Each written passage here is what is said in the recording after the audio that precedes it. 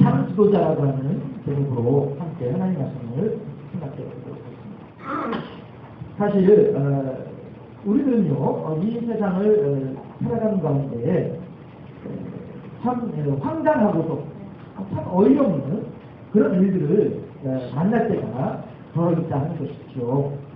오늘 사도행전 22장부터 23장에 걸쳐서 이어지는 사도 바울이 바로 그러한 참으로 진짜 이게 너무나도 억울한 바울 입장에서 봤을 때는요 너무나도 억울한 그런 상황을 지금 맞이하고 있습니다. 계속 이제 말씀드리고 또 같이 생각하는 부분이긴 합니다만은 바울이 이제 그 마지막 3차 전도 여행을 마치고서 예루살렘으로 왔다는 말씀이에요. 올 때는 이제 고린도 교인들이 가지고 있는 연복, 예루살렘을 위해서 기근에 빠져서 어려워하고 굶주리고 있는 예루살렘 교회의 사람들을 돌봐주기 위한 구제 헌금까지도 이렇게 챙겨서 이렇게 와가지고 아주 성공적으로 그렇게 전도 여행을 마치고 예루살렘에 와서 그 야고보도 만나고 또 게바도 만나고 막 이렇게 하면서 이제 바울이 아주 성공적으로 이제 그 3차 전도여행을 마치고서 예루살렘에서 기쁘고 감사함으로 이렇게 지내고 있는 중이었는데 에베소에서 살고 있는 디아스포라 유대인들 에베소에서 이 사람들이 예루살렘에 와서 보니까 하면서 보자 지금 저 바울이 에베소에 있을 때에 그때에 같이 가깝게 지내던 이방인이 하나가 있었는데 그 이방인이 지금 보니까 예루살렘에서도 바울하고 같이 있거든요. 이걸 보면서 에베소에서 오순절에 예루살렘에 잠깐 성지순례 때문에 1년에 3차례 이제 예루살렘 성전에 와야 되니까요. 그 율법을 따라서 에베소에서 살다가 예루살렘에 와가지고서는 이 사람들이 바로 그 바울을 보는 거예요. 그런데 바울만 보는 것이 아니라 에베소에서 같이 친하게 지내는 이방인이 예루살렘에도 같이 와 있거든요. 그러니까 에베소에서 왔던 디아스포라 유대인들이 뭐라고 얘기하냐면은 가만히 있어보자. 저 바울이 저 이방인하고 그냥 그대로 있네. 그러면 혹시 저 바울이 이방인을 데리고 선전하니까 들어갔다 온 거 아니야? 이렇게 얘기를 해버렸단 말이에요. 그랬더니 그 말이 전달돼가지고 뭐라고 나오냐면은 바울이 이방인을 데리고 선전에 들어갔다. 이렇게 말이 와전되어서 버린 거예요. 그러니까 이방인이 감히 어떻게 성전에 들어가는가? 야, 저 바울이라고 하는 저 사람이 말이야. 평상시에도 하는 행동이 좀 이상하더니마저도 역시 일을 저질렀구나. 내 그런 걸 알았다. 기회는 이때다. 바울은 없잖아. 이렇게 되는 것이죠. 그래가지고 바울을 시당 한복판에서 이제 돌을 던져가지고 바울을 이제 그 처형을 하려고 국내 처형을 하려고 하는 상황이라는 말씀이죠. 그런데 누차 말씀드리지만은 로마 총독 이하 군인들은 다 늘 어떤 생각을 가지고 있느냐 하면은 이 가나안 땅, 이 이스라엘 사람들로 하여금 절대 대궐 일어나게 하면 안 돼요. 그냥 어떻게든지 간에 막 압박을 하든 얼르든 구슬르든 아무튼 간에 이 사람들이 데모를 하면 안 되는 거예요. 왜? 데모를 했다 하면은 그것이 곧바로 로마 중앙정부에 소식이 들려지게 되면 로마 총독 이 가나안 지역에 이스라엘의 총독으로 와 있는 사람은 절대 중앙정부에 고가정부가 깎여가지고 진급하기가 힘들어요. 중앙정부 들어가기가 어려워요. 그러니까 어떻게든 이 사람들이 소요가 나지 않게 데모하지 않게 이것에만 이제 관심을 가지는 사람이 로마 정부란 말이에요. 총독 이하 모든 군인들이란 말이죠. 그런데 지금 막 소요가 일어나가지고 막 온 동네가 막 시끌벅적하니까 외국인 가고 백부장에 가보니까 지금 한 사람을 지금 돌로 치려고 하는 거예요. 그러니까 안 되겠다. 이 사람들이 피를 왔다 하면 그 흥분해가지고 군중심리가 있잖아요. 사람들이 더 많이 모이게 되면 이제 사람 이상이 되는 군중심리가 있잖아요. 거기에 막 사람이 죽어가지고 피를 보게 되면 더 흥분해버린단 말씀이에요. 이러니까 백부장이 얼른 바울을 딱 낚아채가지고서는 영문으로 데리고 들어오는 거란 말이에요. 그러고 난 뒤에 그래도 어쨌든 간에 혐의가 있으니까 이 사람들이 이렇게 할 걸 아닌가 싶어가지고 사내들인 공의회에다가 넘긴 거예요. 그냥 풀어주면 로마 군인들이 자기들의 체감이 깎이니까 사내들인 공의회에서 넘기는 거예요. 그럼 사내들인 공의회는 뭐냐 하면 우리말로 하면은 시의회예요. 지방자치 의회란 말이죠. 해서 사내주의 공유회에다가 유대인들로 구성되어 있는 그 지역의 의회라고 해요. 거기다 이제 넘겨준 거예요. 그래서 거기서 재판을 하라고 하는 것이죠. 그래서 재판하는 자리에 이제 다들 모인 거예요. 그때의 대제사장이 누구냐면은 아나니아라고 하는 대제사장이 있었죠. 그리고 대제사장이 저 높은 자리에 이제 떡하니 앉아서 도돌목걸이에서 앉아있었겠죠. 그리고 이제 바울은 어쨌든 죄인이니까 저 아래쪽에 이제 곽석에 이제 앉아있겠죠. 어쨌든 무릎을 앉혀쓰는 거고요. 예, 그 다음에 이제 그 당시에 이제 재판하는 어떤 그런 내용들이 그림을 보게 되면은 서서 이렇게 재판을 하거든요. 죄인은 서 있거든요. 아마 그런 그런 걸 생각하면 바울도 아마 서 있었을지도 모르고 아무튼 시간에 바울로 하여금 그래 너가 한번 네 할 얘기 한번 해봐 이렇게 했단 말이에요. 그랬더니 오늘 1장에 1절에서 이거 중요한 것인데 참 지도자라고 하는 제목으로 말씀을 나누고 있습니다만 예. 사람들은 이렇게 잘못된 정보를 가지고 이것이 진짜 정보이냐 잘못 생각하고 받아들이는 이런 일들을 하게 되더라 하는 것입니다. 여러분 지금 우리나라에서 착각하지 아주 그 코미디 같은 그런 이야기가 지금 우리나라에서 시끌벅적하고 있습니다. 누구를 탓하려고 하는 것이 아니라 그만큼 우리들이 그렇게 남의 말을 듣기가 훈련을 많이 해야 된다는 것이죠. 그리고 남의 말을 듣고 받아들일 때에도 잘 이렇게 해석을 하고 잘 걸러서 받아들여야 된다고 하는 것이죠. 우리가 그런 걸 생각하면서 제 이 얘기를 좀 해볼게요. 얼마 전에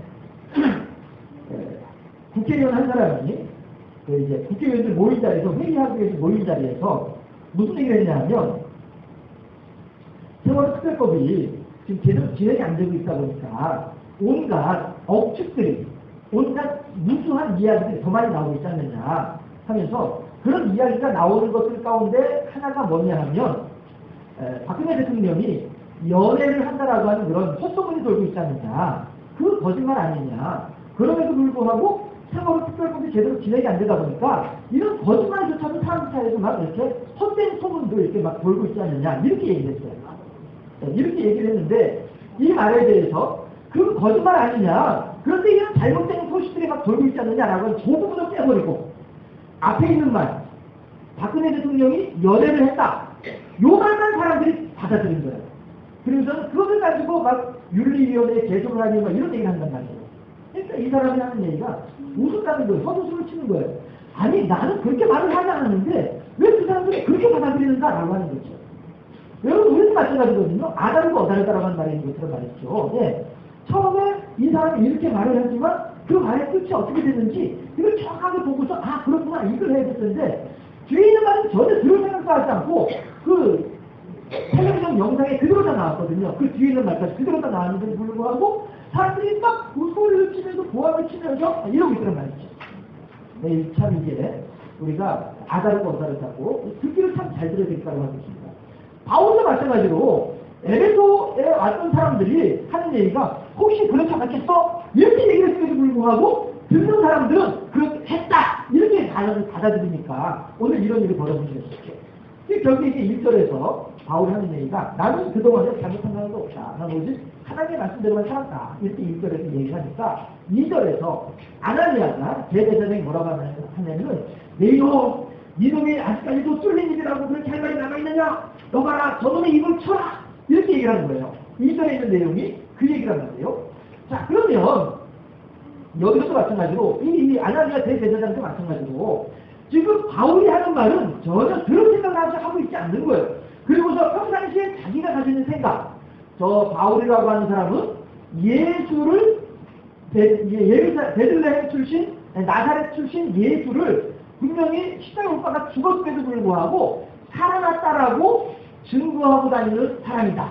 우리 유대교인들에게 아주 큰 피해를 미치고 있는 사람이다. 그러므로 저 바울은 어떻게 해서든 없이 해야 될 인사지 그냥 내버려두면 안 된다. 이 생각만 가지고 있는 거예요. 그렇게 하니까 바울이 무슨 말 하는지 제대로 듣지도 않고서 이제는 곧바로 너가라 저 입을 쳐라 이렇게 하고 만단 말이죠. 이거는 분명히 지도자로서 제대로 된 자세가 아니지 않느냐 하는 것이죠. 그랬을 때 3절에서 바울이 뭐라고 하냐면은 회칠한 담이요 라고 얘기한다고. 회칠한 담이요. 담을 그 당시에 쌓을 때에는 흙벽돌을 만들어가지고 담을 쌓는단 말이에요. 그러면 흙벽돌에는 지푸라기도 들어가고 돌도 들어가고 자갈도 들어가고 모래도 들어가고 이제 누런 지흙도 들어가고 말이죠. 이렇게 돼 있단 말이에요. 그런데 이것을 갖다가 겉에다가는 싹 이제 쇠를 발라주는 거예요. 그러면은 속에 있는 다양한 가장 각색의 그 지저분한 것들은 다 감추어지면서 패치를 하게 되면은 그 색깔, 제 색깔 딱 나오게 된단 말이죠. 그러니까 지금 바울이 하는 말이 그 사람은 지금 내 입을 저놈의 입을 쳐라 나가는 그 사람을 향해서 뭐라고 하냐면은 회치한다며 라고 얘기한단 말이에요. 그랬더니 그 회치한다며라고 하는 말은 속은 지저분하지만 겉에만 그냥 매끄러하니 이렇게 털을 해놓고서 깨끗한 척하는 그런 위선자, 이중인격자 이런 것들을 얘기한단 말이에요. 그랬을 때 회치한다며 라고 하니까 그러니까 옆에 있는 사람들이 뭐라고 합니까? 3절에서 바울이 이르되 회칠한다며 하나님의 열을 치시도다 네가 나를 율법대로 심판한다고 하는데 율법을 어기고 나를 치라느냐 하니 이게 무슨 얘기냐면 왜 바울이 회칠한다고 얘기하냐면요 이스라엘 사람들은요 재판을 할 때에 이 사람이 죄인이다라고 하는 것을 확정짓기 위해서는 적어도 2사람 이상의 증인이 동일한 내용으로 고발을 해야만이 증언을 해야만이 그 사람의 죄가 확정되는 거예요. 그런데 지금 여기서는 아나니아가 대제사장이 재판장으로서 바울을 고소하고 있는 사람들의 증언을 들었느냐? 하나도 안 들었단 말이에요. 법적인 절차와 순서를 다 무시해버리고 그냥 무조건 바울의 입을 쳐라라고 얘기를 하니까 이러니까 이제 바울이 하는 얘기가 네가 하나님의 법대로 한자 입을 쳐낸다고 하면서 우리가 율법으로 읽느냐? 율법은 뭐예요? 네가 정녕 나를 죄인으로 만들고 싶으면은 나의 성의에 대해서 고발하면 2사람을 갖다 들이대라. 그럼 내가 죄인인 것이 인정하겠다. 그렇지만 너는 그런 사람들도 들이대지도 않으면서 무조건 나를 죄인이라고 얘기하느냐? 이 뜻이라는 거예요. 그래서 회칠한다며라고 한다는 거죠. 본인 스스로가 율법을 어기면서 하나님의 이름으로 재판을 하려고 하니까 그게 회칠한다며라고 하는 것이죠. 그랬더니 4절에서 뭐라고 하냐면은 곁에 선 사람들이 말하되 하나님의 대제사장을 내가 욕하느냐라고 얘기해요. 이 사람이 대제사장이에요. 그런데 이 아나니아라고 하는 사람은요, 어떤 사람이냐면요, 성경에는 그런 내용이 나와 있지 않습니다만, 다른 이제 역사책을 보게 되면, 서기 66년도에 유대인들이 로마 정부에 대한 독립전쟁을 일으킵니다. 66년도에 유대인들이 로마 정부에 대한 독립전쟁을 일으켜가지고, 그게 한순간 성공을 해요. 그래서 이제 로마 총독도 몰아내고 말이죠. 이렇게 하면서 한순간에는 이긴 것처럼 생각이 되어져요. 그때 물론 이제 그 뒤에 디도 장군이 와가지고 그냥 싹 다른 예루살렘 성전부터 다 무너뜨리면서 그렇게 이제 반란군에 대해서 진압을 하는 일이 있긴 있습니다만은 아직 디도 장군 오기 전에 유대인들이 독립전쟁을 성공했다라고 하면서 승리에 도취되어 있는 그때에 이 아나니아라고 하는 대제사장은 어디에 숨어 있었냐면은 하수도에 숨어 있습니다. 하수도. 왜냐하면 이 사람이 평상시에 했던 행동들이 있거든요. 그저 약한 사람들, 즉 자기 종족들이죠. 유대인들 있죠. 약한 사람들은 무조건 짓밟으면서 억압하면서 오직 누구에게만요? 로마 총독에게만 아부하고 로마 황제에게만 아부하면서 그저 자기 일신상의 영달만 추구했던 사람이 이 사람이 아나니아 대제사장이었거든요. 이 당시에 이 아나니아였거든요. 그러다 보니까 자기가 지금 죄가 있으니까 66년도에 반란군이 막 이러자니까 그때 이제 이거 나도 죽었다 했으니까 하수도 속에 숨어 있다가 내가 들켜가지고 끌려나와가지고 처형당하는 사람이 이 사람입니다. 아주 기회주의자고요. 강한 자들에게는 아주 이렇게 비굴하면서 약한 자들에게는 아주 포괄적으로 대했던 이런 사람이 대제사장이라고 하는 이름을 가지고 있는 아나니아였다라고 하는 것이죠. 그럼에도 불구하고 사절에서는 지금 뭐라고 하냐면 여기에 있는 사람들이 사절 같은데요. 곁에 선 사람들이 말하되 이건 누구예요? 아나니아 대제사장의 부하들이란 말이에요. 아나니아 대제사장의 부하들이란 말이에요. 그러면은 이 부하들도 마찬가지예요. 자기들이 뻔히 사리 판단을 할 수가 있잖아요. 그렇잖아요? 무엇이 옳은 일인지 무엇이 그런 일인지를 뻔히 알 수 있잖아요. 누가 보더라도 알고 있는 내용들이잖아요. 그럼에도 불구하고 이거를 가지고 대제사장의 편에 서가지고 거기에 구역을 하고 있는 거죠. 그러면서 바울을 향해서 네가 대제사장한테 이렇게 모독적인 말을 하느냐? 라고 하는 이야기가 뭐예요? 아니 감히 여러분 우리가 흔히 하는 말로 줄을 잘 서는다고 하잖아요. 그렇죠? 줄을 잘 서야 됩니다. 예, 그건 맞습니다. 하지만 그 줄을 잘 설 때에 잘 서는 것이 어떻게 하면 줄을 잘 서는 겁니까? 지난주에도 잠깐 언급했다시피 만약에 어떤 선출형 고위직에 오르려고 할 때, 그러니까 투표해가지고 이제 당선되는 그런 쪽으로 들어가려고 할 때, 여당 편에 선 것이 줄을 다 잘 선 것이니까, 아니면 돈 많은 편에 선 것이 잘 선 것이니까, 대체 어떻게 하는 것이 잘 선 것이냐라고 하는 것이죠. 우리들이 이 세상을 잘 살아가려면, 우리들이 이 세상에 출세하기 위해서는 줄을 잘 서야 되는데, 과연 우리들이 잘 잡아야 될 줄이 어떤 줄이겠냐 하는 것입니다. 오직 우리들이 잡아야 될 줄은 예수 줄밖에 없는 줄로 믿습니다.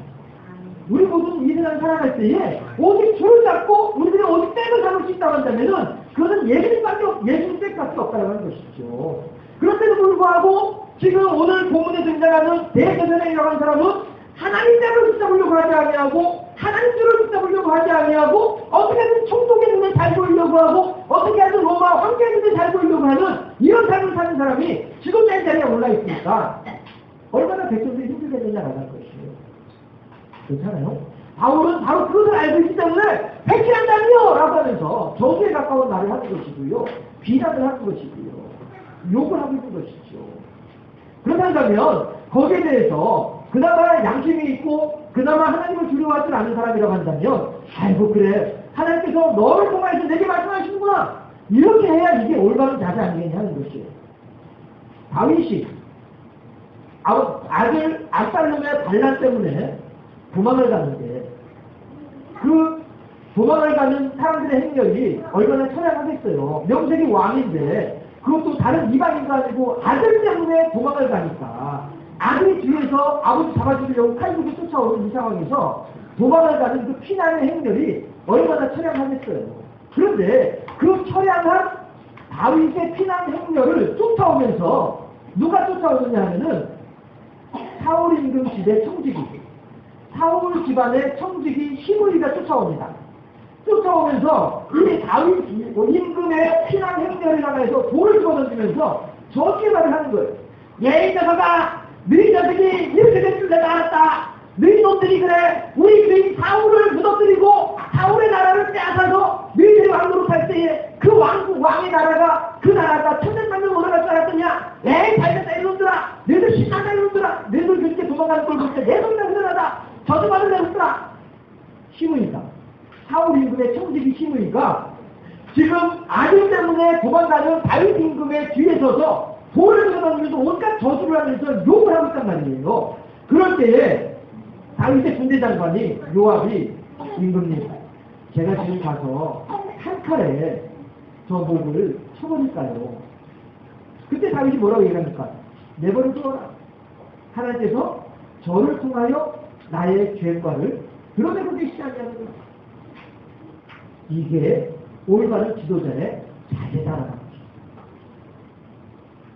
하나님께서 지금 저 시므이라고 하는 멸문당했던 집안의 청지기를 통해서 내게 지금 네가 얼마나 큰 죄를 지었는지 알고 있느냐? 이걸 말씀하고 계시지 않느냐? 다윗이 어떤 죄를 지었습니까?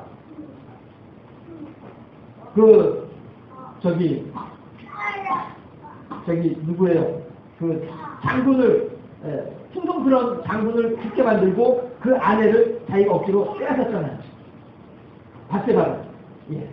바로 그 죄의 결과로 말미암아서 하나님께서 뭐라고 말씀하시냐면은 너는 그 일을 은밀히 행하였으나 나는 모든 백성들이 알 수 있도록 할 것이고 그 다음에 너희 집안에 칼이 들지 아니할 것이다 라고 하는 말씀을 하신 이유가 그 죄 때문이란 말이죠. 다윗은 지금 그때 지었던 죄 그때 하나님을 향해서 깊이 침상을 눈물로 적시며 베개를 띄울 만큼 그렇게 깊이 회개했던 그 죄를 다시 한번 생각하면서 그래요 하나님 잘못했습니다 용서하세요. 그때 하나님께서 하셨던 말씀이 그거였잖아요. 내가 너 죄를 용서해 주되 죄 어른 나가있기 때문에 네가 죄값을 치러야 된다. 어떻게 그 일을 감당하겠느냐 라고 얘기했어요. 내가 하나님으로부터 내 죄를 감당했다. 예, 그렇게 이제 다윗은 시므이를 통해서 하나님의 음성을 듣는 사람이 다윗이었던 하는 것이죠. 참 지도자라고 한다면은 이렇게 하는 것이 이게 참 지도자가 아니겠냐 하는 것이죠. 그러나 오늘 본문에 나오는 대제사장 아나니아는 전혀 그렇게 하지 않았다 하는 것입니다. 그랬을 때에 독불장군이라고 하는 말이 있지 않습니까? 사람이 혼자서는 좋은 일을, 혼자서는 선한 일을 할 수가 없습니다. 오직 주변에 있는 사람들이 잘 도와주어야만이 그 일을 제대로 해나갈 수가 있다는 것이죠. 예. 했을 때에 결국에는 참 지도자라고 한다면 내 옆에 어떤 사람을 두는가, 이것도 참 지도자로서의 책임이라는 거예요. 물론 참모진이 잘 보필을 해야만이 그 지도자가 그 일을 잘 해나갈 수 있습니다만은, 그 사람을 그 참모의 자리에 앉히는 것 또한 지도자가 할 일이기 때문에, 결국에는 참모진이 잘못하는 것, 참모진의 허물은 누구의 허물이에요? 지도자의 허물이지 않느냐, 그런 것입니다. 했을 때 참 지도자라고 한다면은, 내 옆에서 나를 도와줄 사람을 누구를 선택할 것인가, 이 또한 잘 가야 될 부분이다라는 것이죠. 그런 면에서 보았을 때 이 대제사장 아나니아는 그런 면에서도 실패한 사람이 아니겠느냐 하는 것입니다. 그렇게 했을 때에 중요한 내용입니다. 5절에 보니까요, 5절 말씀을 함께 5절 말씀을 오늘 23장 5절 말씀을 함께 합독해 보도록 하겠습니다. 바울이 이르되 형제들아, 나는 그가 대제사장인 줄 알지 못하였노라. 기록하였을 너의 백성의 관리를 비방하지 말라 하였느니라 하더라. 아멘. 자, 여러분, 이 구절은요, 우리가 잘 보아야만 할 구절입니다. 예, 바울이라고 하는 사람은요, 고린도전서 4장에서도 그런 말을 하잖아요. 역설법, 우리가 이제 할 때, 역설적인 그런 내용의 말을 한단 말이에요. 고린도전서 4장에서도 새벽 예배 나오신 분들은 아시겠습니다만, 너희들이 벌써 배불렀느냐? 너희들이 벌써 왕노릇했느냐? 그래, 그렇다고 하면 나도 너희들과 더불어 좀 왕노릇할 수 있도록 좀 나 좀 도와다오. 이렇게 하는 얘기들이 나온단 말이에요. 이것이 정말 그 사람들이 그렇게 왕노릇하는 것이 부러워서가 아니라 그들의 교만함에 대해서 이렇게 비꼬면서 하는 말이거든요. 그런데 오늘 본문 5절에서도 바로 그렇게 지금 바울은 아나니아를 비꼬고 있는 거예요. 무슨 얘기냐면요, 그 5절에 보면은 쭉 보다 보면은 너의 백성의 관리를 할 때 너들 앞에 기억이 붙어 있죠? 기억을 밑으로 내려가다 보면은요, 기억한 출애굽기 22장 28절이라고 해요. 출애굽기 22장 28절 말씀이 뭐냐면은 제가 한번 읽어드릴게요. 너는 재판장을 모독하지 말며 백성의 지도자를 저주하지 말지니라.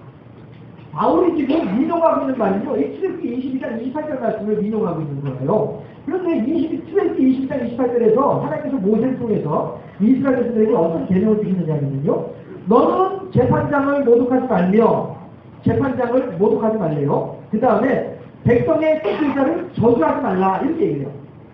그러면 이 말을 그대로 얘기를 하면은 우리들은요, 재판장, 판사가 이렇게 판단하든 이렇게 결정을 내리든 재판장이 하는 말 그대로 순종해만 해요. 이 말을 하자면요, 또 지도자가 우리들에게 어떤 일을 명한다 할지라도 그걸 다 해야 돼요. 옛말에 부모가 소금 가마를 쥐고 내 딸을 건너라고 한다 할지라도 그것을 건너는 것이 이것이 효도다 라고 이제 가르치는 것처럼, 우리들이 그렇게 그대로 지도자가 무엇을 요구하더라도 그대로 해야 된다, 이것이 우리 그리스도인들이 해야 될 일이다 라고 사람들은 가르친단 말이죠. 그런데 여러분, 그거는 하나님께서 하신 말씀을 잘못 해석하고 있는 내용들이에요. 잘 보세요. 바울도 사도행전 23장 5절에서 한 바퀴 꼬아가지고 얘기를 하고 있습니다. 꼬아서 얘기하는 걸 우리가 잘 봐야 돼요. 또 출애굽기 20장 28절에서 하나님께서도 분명히 뭐라고 말씀하시냐면은 재판장을 모독하지 말고 너희들의 지도자를 저주하지 말라라고 얘기를 해요. 그러면 재판장이나 지도자를 요즘의 개념으로 생각을 하면은 안 되는 거예요. 요즘의 지도자는요, 선출직이에요. 요즘의 지도자는 사람들이 뽑는 거예요. 그렇죠? 그런데 지금 출애굽기 22장에서 하나님께서 하신 말씀은 무슨 얘기를 하는 거냐면은 하나님이 세우신 하나님의 종을 얘기합니다. 여러분 잘 들으셔야 돼요. 그렇다고 해서 여러분들, 그러니까 여러분들 목사의 말을 들어야 돼요, 저 이거 주장하는 거 결코 아닙니다. 목사의 말을 들으라고 순종하라고 이렇게 말씀드리는 거 결코 아니고요. 성경에 있는 내용을 그대로 말씀드리고 있는 거예요. 재판장이나 지도자나 다 누가 재판을 하고 누가 지도를 하는 지도자가 되느냐 하면요, 사사가 되는 거예요. 사사가. 출애굽기, 레위기, 민수기, 신명기 다음에 사사가 나오잖아요. 그렇죠? 그 사사 뒤에 보게 되면은 총 18명의 사사들이 나오거든요. 사사기 22장까지, 28장에 22장까지 18명의 사사가 나오는데, 그 사사들 중에 어느 누구도 나 스스로가 사사가 되려고 나선 사람들은 아무도 없습니다.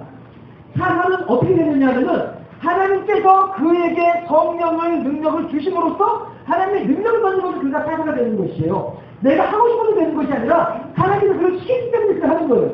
어떤 사람 같은 경우에는 기도원 같은 경우에는 한 시간에서 막 도망다니고 이러잖아요. 그래서 억지로 시키려고 하시거든요.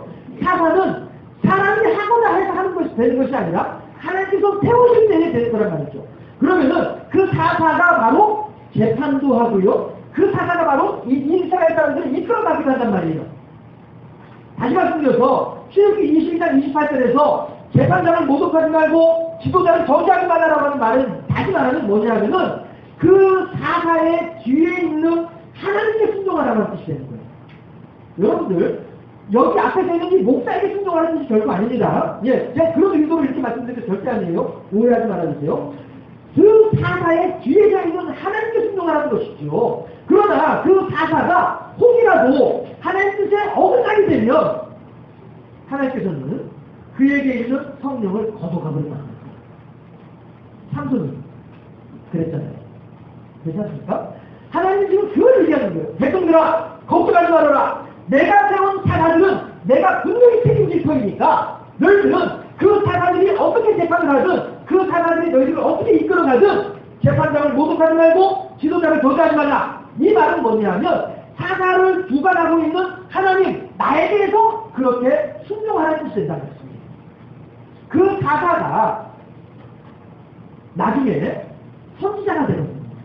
사사 시대가 끝나면서 사무엘이 이제 등장하면서 선지자의 시대가 되거든요. 그런데 선지자는 또 뭐냐 하면요. 말 그대로 미리 알고 있는 사람이에요. 먼저 알고 있는 사람이에요. 앞선다 할 때 그 선지자하고 알고 있다라고 할 때 직자란 말이에요. 그런데 히브리어로는 선지자라고 하는 말을 어떻게 쓰냐면은 나비라고 하는 말을 써요. 우리가 나비야 하늘 날아가는 그 나비라고 하는 말하고 발음이 똑같은데 예, 의미는 다르죠. 나비라고 하는 말이 뭐냐면은 먼저 알고 있는 사람의 뜻이라고. 그러니까 한자어로 번역을 정확하게 한 거예요. 다른 어떤 성경에 번역되어 있는 그 용어보다도 선지자라고 하는 용어만큼은 정확하게 번역이 됐어요. 그 뜻에 정확하게 맞게. 예. 그래서 하나님께서는 하나님의 종들을, 하나님의 사역자들을 하나님께서 미리 깨달아 알게 하시고 먼저 생각하게 하시고 먼저 알게 하심으로써 그 사람을 그 자리에서 그 역할의 지도자로 세우신다라고 하는 거예요.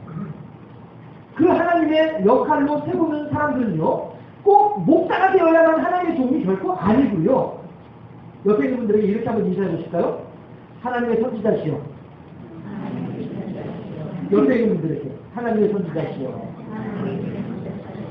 옆에 있는 분이 선지자예요.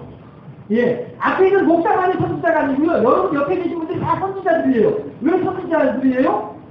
지금 이 시간에도 이 자리에 없는 사람들이 있어요. 이 동네에 많은 사람들이 있음에도 불구하고 이 자리에 없는 사람들이 있어요. 왜 없어요? 모르니까 없는 거예요.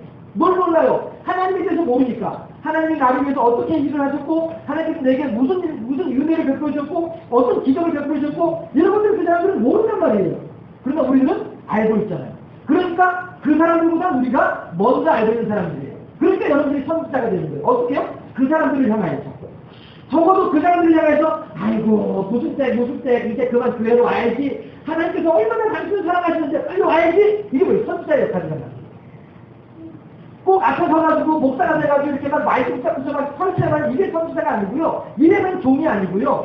누구든지 내 삶의 현장에서 하나님의 영광을 위해서 하나님의 부르심의 소명을 위해서 헌신하고 수고하는 사람이 있다고 한다면 그 사람이야말로 하나님의 종이란 말이에요. 그 사람이야말로 하나님의 재판장이고 그 사람이야말로 하나님의 지도자란 말씀이에요. 그 사람이야말로 사사이고 그 사람이야말로 선지자란 말이에요. 그 사람이야말로 하나님의 종이란 말이에요. 그러면 어떤 사람이 나더라도 야 너 대체 뭔데? 할 것이 없다는 것이죠. 왜? 그 사람을 하나님께서 세워놓으셨기 때문에. 비록 국회의원이나 대통령은 그냥 어떻게든 사람들한테 이렇게 해가지고는 좋게 보여가지고 표를 얻어서 그 자리에 올라간 사람들이 국회의원 대통령들이에요. 그렇지만 하나님의 사역자들은 하나님께서 보장하시고 하나님께서 세우신 사람들이란 말이에요. 그런데 요즘에는 어떤 사람들은 뭐라고 얘기하냐면 이 내용을 그대로 받아들여가지고 대통령이 뭐라고 얘기하더라도 국회의원이 뭐라고 얘기하더라도 그대로 따라만 한다라고 사람들은 생각하고 가르치고 있다는 말이죠. 물론 그 대통령이 기대로 하는 거죠. 다시 말씀드릴게요. 우리가 붙잡아야만 할 줄은 하나님 줄이에요. 우리가 의지해야만 할 때는 예수님 댁이에요. 마찬가지로 그 대통령이 됐든 그 국회의원이 됐든 그 누가 되었든 간에 아무튼 그들이 생각하고 행동하고 표현하는 것들이 하나님의 뜻에 합당한 것이라고 한다면 얼마든지 따라야죠. 그러나 하나님 뜻에 맞지 않는 내용이다 라고 한다면 우리들은 그거를 따르기가 무서울 것이다. 여러분 어떠세요? 어저께 제가 잠깐 그 영화를 보니까 배너 영화를 하더라고요. 배너. 그런데 이 배너가 이제 그 곤돌라라고 하죠. 그 로마의 그 전투함 배에서 이제 노전의 노예로 이제 있었는데 이제 적군하고 이제 전쟁을 하다가 이 배너가 타고 있는 배의 장군이 저 적군에 의해서 죽임을 당한 상황이 되었어요. 그랬더니 배너가 쫓아가가지고서는 그 적군을 죽였어요. 예수 믿는 사람이 살인을 하나? 돼요, 안 돼요? 예수 믿는 사람이 살인을 했어요. 돼요, 안 돼요? 했어요. 그리고선 살인을 했어요. 죽이고서는 가가지고 그 장군을 구해냈어요. 예. 여러분, 예수 믿는 사람은 절대 총 쏘면 안 되고, 예수 믿는 사람은 절대 살인을 하면 안 되고, 아니란 말씀이죠. 하나님의 의를 이루기 위해서, 하나님의 영광을 위해서. 배너는 그런 얘기를 하거든요. 하나님의 때가 되면 하나님은 나를 세워놓으실 것이다 라고 하는 그런 고백을 하거든요. 하나님의 때를 기다리는 사람이 배너였단 말이에요. 그 영화상에서. 네, 그렇게 할 때 배너는 그 하나님의 때를 이루어나가는 과정 속에서 적군이지만 사람이지만 적군을 살해하는 이런 일들을 하더라는 것입니다. 우리들이 그렇다고 해서 우리가 나가서 누구를 어떻게 그런 얘기는 그렇지 않죠. 우리가 어떤 이런 사전에 나타나는 그런 생각 없는 그러한 추종자처럼 그런 행동을 할 것이 아니라 결국에는 우리들은 이 세상을 살아가는 가운데 과연 이것이 하나님의 뜻인가? 과연 이것이 하나님께 합당한 일인가? 하나님께서 원하신 바가 이것이 맞는가? 생각을 해볼 수가 있다는 것입니다. 참 지도자라고 한다면 그런 측면에서 하나님께서 원하시는 일들을 대행할 수 있는 사람이 이 사람이 참 지도자라고 하는 것이죠. 그러나 적어도 오늘 본문에 나타나는 아나니아라고 하는 사람은 하나님 편에 서 있는 하나님의 대행자가 결코 아니라 도리어 로마 황제의 편에 서 있고 총독의 편에 서서 도리어 유대 백성들을 하나님의 백성들을 업신여기고 핍박하고 압박하고 있는 이런 역할을 하는 사람이라는 것입니다. 그러니까 바울이 하는 말이 분명히 출애굽기 22장에서는 재판장이요 지도자라고 했는데도 불구하고 바울은 5절에서 뭐라고 하냐면은 백성의 관리들을 이렇게 얘기하죠. 보니까 5절에 보니까요. 바울이 이르되 형제들아 나는 그가 대제사장인 줄 알지 못하였노라. 진짜로 몰랐는지는 알 수 없는 일이에요. 어차피 바울이 비꼬고 있는 얘기니까. 예. 기록하였으되 너의 백성의 관리를 비방하지 말라 했습니다. 분명히 하나님께서는요. 지도자를 저주하지 말라 했는데 너의 백성의 관리를 비방하지 말라. 이렇게 욕하지 말라. 이렇게 바울이 바꾸어서 표현을 하고 있다는 말이죠. 왜 바꾸어서 얘기를 할까요? 출애굽기 22장에서 이렇게 말했는데 왜 바울은 사백에서 이렇게 말을 할까요? 결국에는 지도자라고 하는 사람들은 하나님의 뜻대로 행하는 사람들이 지도자이지만 관리라고 하는 사람은 로마 정부에 빌붙어 가지고 이 사람들을 괴롭히는 사람이 관리란 말이에요. 그렇게 비꼬는 표현이죠. 그래서 참 지도자라고 한다면 백성의 편에 서서 백성을 긍휼히 여기면서 백성을 행복하게 하고 백성을 편안하게 할 수 있는 사람이 이 사람이 참 지도자라고 했습니다. 하나님에게 맡겨진 사명을 향해서 순종할 수 있는 사람이 이 사람이 참 지도자라고 할 것입니다. 그래서 이 세상 사람들이 살아가는 그 세상자리는 어떠하다 할지라도 저도 우리들만큼은 그 사람들처럼 그렇게 구원내동해서 같이 그렇게 할 것이 아니라 적어도 우리들만큼은 우리가 살아가는 삶 속에서 하나님의 뜻을 이루어드리기 위해서 힘쓰고 있어야 되겠다는 것입니다. 그런 의미에서 우리 모두는 선지자들이에요. 그런 의미에서 우리 모두는 하나님의 종들이다라는 것이죠. 어떤 의미에서요? 내 옆에 있는 사람들, 내 이웃에 있는 사람들, 그들에게 가서 하나님의 말씀을 증거하고 하나님의 사랑을 나눠주고 하나님의 뜻을 다시 드러내는 그 일을 위해서 세우시는 하나님의 종이다라고 하는 것이죠. 사사는 한 가지 그 일이 끝나게 되면은 더 이상 사사가 아니게 되는 이런 상황들도 있습니다. 하나님께서는 바로 그 일을 위해서 그 사람을 그 자리에 세워놓으신 거예요. 대신에 하나님께서 다른 사람은 다른 일을 위해서 그 자리에 세워놓으신 거죠. 그래서 사사들의 역할은 제한적이에요. 요만한 일 이렇게 제한적으로 하고 있습니다. 우리들이 하나님께서 그렇게 요 일을 위해서 나를 세워주셨어요. 요 일을 위해서 그 사람을 세워놓으셨으니까요. 서로가 서로를 존중하면서 백성들의 관리가 아닌 백성들의 지도자로 세워져서 이 세상의 질서를 따라가는 것이 아닌 하나님의 명령에 순종하는 참다운 지도자, 참다운 하나님의 종으로 세워지는 우리 모두가 될 수 있기를 주님의 이름으로 축원합니다.